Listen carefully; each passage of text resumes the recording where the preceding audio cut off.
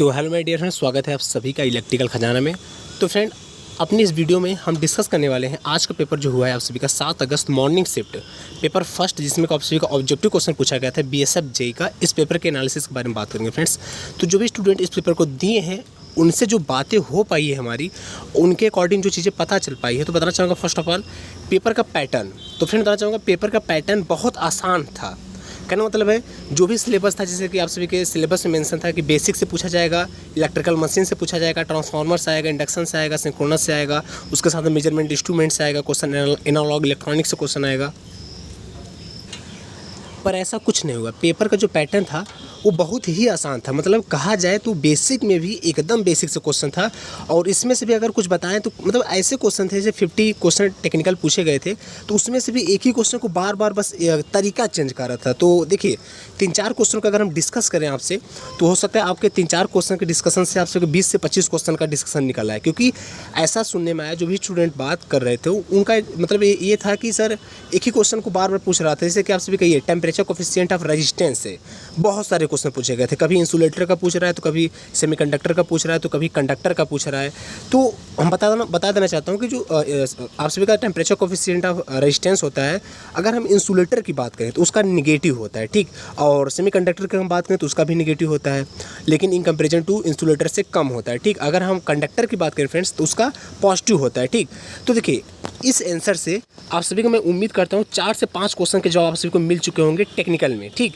और आप सभी को एक क्वेश्चन मतलब ऐसे भी आए थे कि जैसे कि टेम्परेचर बढ़ेंगे तो इंसुलेटर के रेजिस्टेंस पे क्या फ़र्क पड़ेगा। देखिए फ्रेंड्स, अगर टेम्परेचर बढ़ रहा है, अगर आपका इंसुलेटर है तो उसका रेजिस्टेंस घटेगा टेम्परेचर के बढ़ने पर। अगर इन केस अब इस पर भी क्वेश्चन था कि आप सभी का कंडक्टर मतलब टेम्परेचर अगर बढ़ेगा तो कंडक्टर का रेजिस्टेंस क्या होगा। तो फ्रेंड बताना चाहूँगा टेम्परेचर के बढ़ने पर कंडक्टर का भी रेजिस्टेंस कंडक्टर का रेजिस्टेंस बढ़ जाता है, ठीक। ये है तो मतलब टेम्परेचर और ये टेम्परेचर कोफिशिएंट ऑफ रेजिस्टेंस पे बहुत सारे क्वेश्चन पूछे गए थे, मतलब नियर अबाउट 20 के अराउंड क्वेश्चन पूछे गए थे। तो हम उम्मीद करते हैं जो थोड़ी सी कन्फ्यूजन होगी आप सभी को टेम्परेचर कोफिशिएंट ऑफ रेजिस्टेंस को लेकर के, मतलब कि कंडक्टर का क्या होता है, पॉजिटिव होता है, ठीक।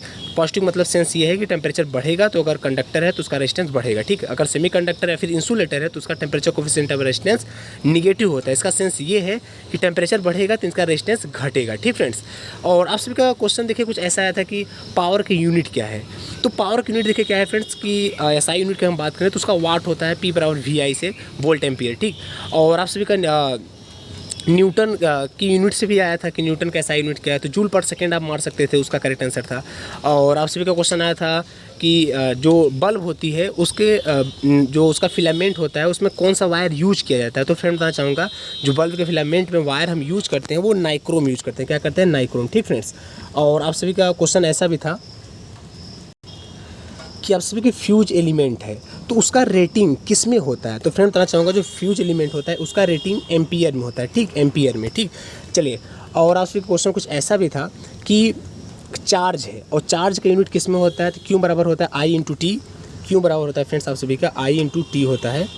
तो I/T के हिसाब से इसका जो यूनिट होगा एम्पियर सेकेंड होगा, ठीक। और आप सभी का क्वेश्चन रेजिस्टेंस पे था, मतलब कि ऐसा कुछ क्वेश्चन आया था कि इक्विवेलेंट रेजिस्टेंस है डेल्टा में, ठीक है। और किन्हीं 2 टर्मिनल को पकड़ के 6 ओम लगे थे और उन्हीं 2 टर्मिनल को पकड़ के आप सबको ओवरऑल इक्विवेलेंट रेजिस्टेंस बताना था। तो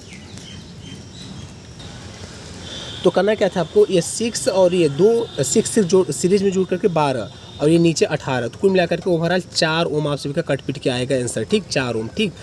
और आप सभी का कुछ आंसर क्वेश्चन ऐसे भी थे कि 4 बल्ब जुड़े हैं पैरेलल में और एक बल्ब फ्यूज हो जाता है, तो बाकी 3 बल्ब जलेंगे कि नहीं जलेंगे। तो इसका फ्रेंड्स उत्तर था कि जलेंगे, तीनों बल्ब जलेंगे, ठीक, ये था। और आपके कुछ क्वेश्चन ऐसे भी आए थे कि कंडक्टर में जो करंट फ्लो होती है वो किसके कारण फ्लो होती है। तो फ्रेंड बताना चाहूँगा जो कंडक्टर में करंट फ्लो होती है वो इलेक्ट्रॉन के कारण भी फ्लो करती है, पॉजिटिव आयन के कारण भी फ्लो करती है, नेगेटिव आयन के भी कारण फ्लो करती है। तो मतलब अगर 3 ऑप्शन था कि एग्जाम में इलेक्ट्रॉन, पॉजिटिव आयन और नेगेटिव आयन्स, तो एक करेक्ट आंसर होना चाहिए, ठीक। और क्वेश्चन कुछ ऐसे भी आए थे कि आप सभी का टेम्परेचर कोफिशिएंट ऑफ रेजिस्टेंस किसका शून्य होता है। तो शायद ऑप्शन में था मैग्नीन करके कुछ था, तो वो इसका जो करेक्ट आंसर होगा, ठीक, मैग्नीन। और आप सभी की कंडक्टिविटी पे बेस्ड ढेर सारे क्वेश्चन थे। एक क्वेश्चन ऐसा था कि सबसे ज़्यादा कंडक्टिविटी किसकी होती, तो वहाँ पे कॉपर भी था और चांदी भी था, तो सिल्वर था, तो उसका जो करेक्ट आंसर था चांदी होना चाहिए, सिल्वर। ठीक है, ए जी। तो चलिए फ्रेंड्स, अभी तो बहुत ज़्यादा क्वेश्चन पता भी नहीं चल पाया है, तो अभी हम बहुत शॉर्ट एनालिसिस कर रहे हैं, बहुत चीज़ नहीं बता रहे, बस हमारा बताने का उद्देश्य ये था कि पेपर का पैटर्न सरल रहा है फ्रेंड्स। और आप लोग कमेंट करके बता दीजिएगा ढेर सारे क्वेश्चन, बाकी हम तो पता कर ही रहे हैं, तो शाम तक हम वीडियो ला देंगे लॉन्ग में, मतलब सभी क्वेश्चन का आंसर सहित वीडियो ला देंगे। तब तक के लिए चैनल को सब्सक्राइब कर लें। हाँ, और एक बात और कहना चाहूँगा, अगर आप चैनल पर नए थे और पहली बार चैनल को विजिट कर रहे थे, खासकर टेक्निकल स्टूडेंट हो करके, मतलब आपने पॉलिटेक्निक, ITI, BTech कर रखा है और आप चाहते हैं कि आप सभी को ऑल इंडिया रिलेटेड कोई भी टेक्निकल इन्फॉर्मेशन, नोटिफिकेशन, अपडेट है आप तक इन्फॉर्म होती रहे, आप तक सारी चीज़ें पहुँचती रहे, तो तुरंत ही चैनल को सब्सक्राइब करें, लाइक करें, अपने सभी दोस्तों के पास शेयर करें जो आप सभी के फ्रेंड्स टेक्निकल की वैकेंसियों की तैयारी कर रहे हैं, उसके तलाश में है। ठीक, तो चलिए फ्रेंड्स, आज के लिए बस इतना ही, और शाम को मिलते हैं पूरे पेपर एनालिसिस के साथ। आप सभी के जो अभी लिखित पेपर होगा उसका भी क्वेश्चन लेकर के आते हैं शाम तक। तब तक के लिए चैनल को सब्सक्राइब कीजिएगा, थोड़ा सा पेशेंस और मेरे ऊपर थोड़ा सा विश्वास रखिएगा। ठीक, और चैनल को सब्सक्राइब करना ना भूलिएगा। आने वाले भी अगले पार्ट में ज़्यादा से ज़्यादा क्वेश्चन को डिस्कस करेंगे। आप सभी का, हाँ, एक क्वेश्चन हमको और याद आ गया कि आप सभी को एक क्वेश्चन ऐसा था कि पाकिस्तान में जो बॉलीवुड इंडस्ट्री है फ्रेंड्स, उसको किस नाम से जाना जाता है। तो पाकिस्तान जो बॉलीवुड इंडस्ट्री है उसको लालीवुड के नाम से जाना जाता है। बाकी आपका जो दक्षिण भारत का है उसको टॉलीवुड के नाम से जाना जाता है। बाकी आपका तो बॉलीवुड है। ठीक, और कुछ जीके से क्वेश्चन ऐसे भी थे कि जैसे कि जापान की मुद्रा क्या है, तो जापान की मुद्रा जो होती है फ्रेंड्स येन होती है। ठीक है, येन होती है। और बाकी रही बात आपके रीजनिंग की, तो रीजनिंग का भी पैटर्न काफ़ी आसान था, ऐसा जो भी स्टूडेंट पेपर दिए उनके थ्रू पता चल पा रहा है।